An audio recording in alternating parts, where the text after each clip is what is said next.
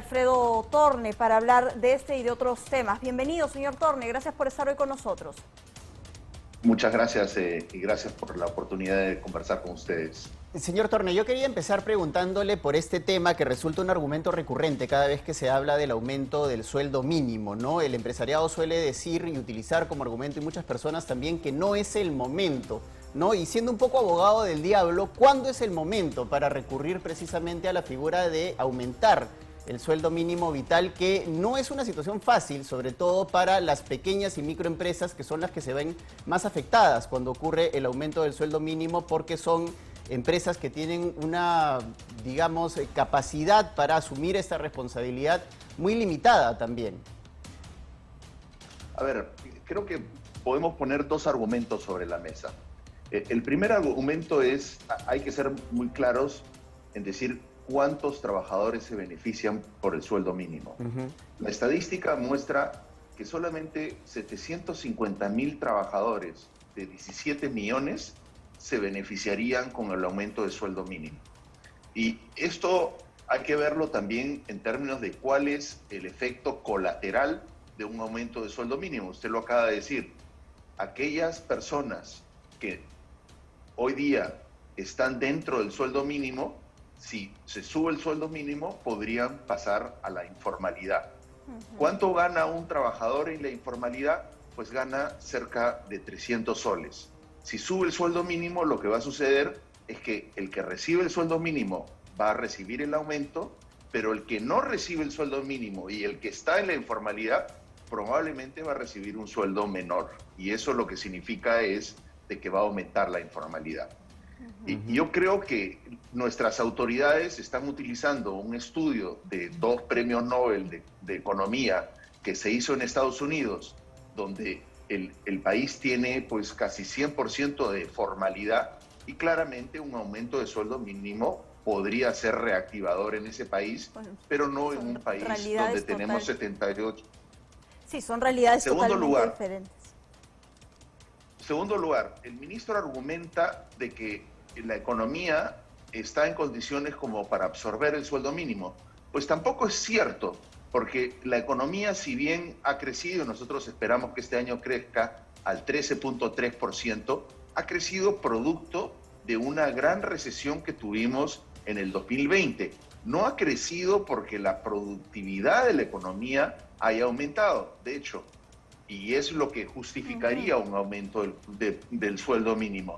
De hecho, nosotros cuando vemos el aumento de productividad que se mide con una medida que se llama el crecimiento potencial, es decir, a cuánto podría crecer la economía si utilizamos todos nuestros recursos a plena capacidad, y ese número ha venido bajando. Hoy día nosotros pensamos que está entre 2.5%, antes de la pandemia estaba cerca del 3.5%. Entonces, tampoco es cierto lo que dice el MEF de que las condiciones económicas están para aumentar el sueldo mínimo. Ahora, es importante, perdón Claudia, también tener en cuenta este tema de la productividad. Precisamente en una nota que vimos un poco más temprano, Ana María Choquehuanca, representante de las pequeñas y microempresas y ex ministra de Estado, también hablaba de que precisamente las que se iban a ver más afectadas con un probable aumento del sueldo mínimo son las pequeñas y microempresas, que son, digamos, el entramado empresarial más fuerte y más grande en la economía peruana, ¿no? Y lo que se debería buscar más bien es lo que usted estaba comentando, la formalización para evitar la precarización laboral y que más peruanos, más allá de estos 750,000, puedan gozar de los beneficios laborales y puedan, digamos, tener un trabajo estable con beneficios y aumentar precisamente ese grupo de personas y que no sea tan pequeño, ¿no? Bueno, yo creo que aquí me da una gran oportunidad. Recuerden que cuando yo fui ministro de Economía, hicimos de la formalidad el eje fundamental de la recuperación económica. Lanzamos una comisión de protección social que precisamente tenía como objetivo darle cobertura social no solamente a la formalidad, sino también a la informalidad. Ese espíritu reformador pues se ha perdido. O sea, sorprende que un gobierno que ha entrado sobre la base de darle agua, desagüe, ayudar a la gente que está en la pobreza, a la gente que está en la informalidad, esté legislando en contra de ellos. Sí. Porque todas las medidas laborales que se están dando, lo único que hacen es que hacen más rígido el sistema laboral, menos posibilidad que los trabajadores se muevan hacia puestos más productivos, y obviamente están legislando, como dije antes, para 750.000 trabajadores que son los que hoy día reciben el sueldo mínimo. Ahora, yo quiero llamar la atención a propósito de un artículo que usted ha publicado hace algunos días, el nudo tributario, porque los discursos pueden cambiar, o sea, el discurso parece que no cambia, ¿no? Cambian los ministros, pero las situaciones tampoco cambian. Y hay algo aquí interesante en este nudo tributario que usted publica hace unos días respecto de la minería. A propósito de lo que puede ocurrir con las bambas, ¿no? Es esta propuesta de aumentar los impuestos a la minería teniendo esta posibilidad de que se suspendan las operaciones. ¿Cómo impactaría eso, este nudo tributario al que usted hace alusión, teniendo en cuenta que el problema de los impuestos son precisamente que la gran mayoría de peruanos no tributan? A ver, vayamos un paso para atrás. Los impuestos finalmente son un acuerdo social entre el ciudadano que genera riqueza y el Estado que necesita recursos para cumplir una serie de objetivos, cumplir con la salud, la educación, carretera, seguridad, etcétera, etcétera. Entonces, existe el compromiso de que por cada sol que yo genero o ustedes generan, pues 30 centavos se van al fisco. Entonces, si realmente nosotros queremos ajustar este acuerdo social, necesitamos un gran consenso, pero también necesitamos asegurarnos que las propuestas que nosotros vamos a proponer sean viables. En el caso de la minería es un caso muy específico. ¿Por qué?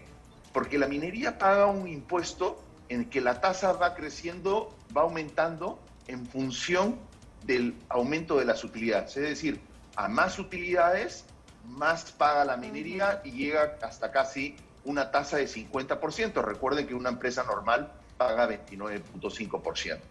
Entonces, la pregunta que uno se debe hacer es, ¿la propuesta que trae hoy día el MEF es superior o inferior a lo que tenemos?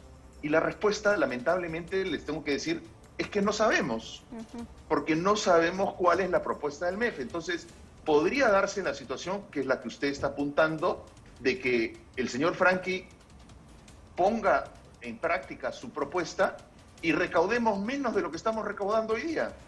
Y eso, pues, sí sería un contrasentido. Entonces, ¿qué es lo que plantearía yo? Abramos la caja negra del MEF y que el MEF nos diga exactamente qué es lo que propone y por qué su propuesta es superior a lo que existe hoy, ¿no? Es la única manera de avanzar. Bueno, muchas gracias, señor Alfredo Tornex, ministro de Economía, por habernos ilustrado un poco con respecto a estas propuestas desde el Ejecutivo, y le invitamos, por supuesto, para conversar nuevamente en otra oportunidad sobre este tema. Nosotros bueno, y que señor Franqui abra la caja negra, ¿no? Sería importante ir conociendo que nos diga un poquito cuál más es el derrotero del MEF. Gracias, señor Torne, y tenemos que seguir hablando de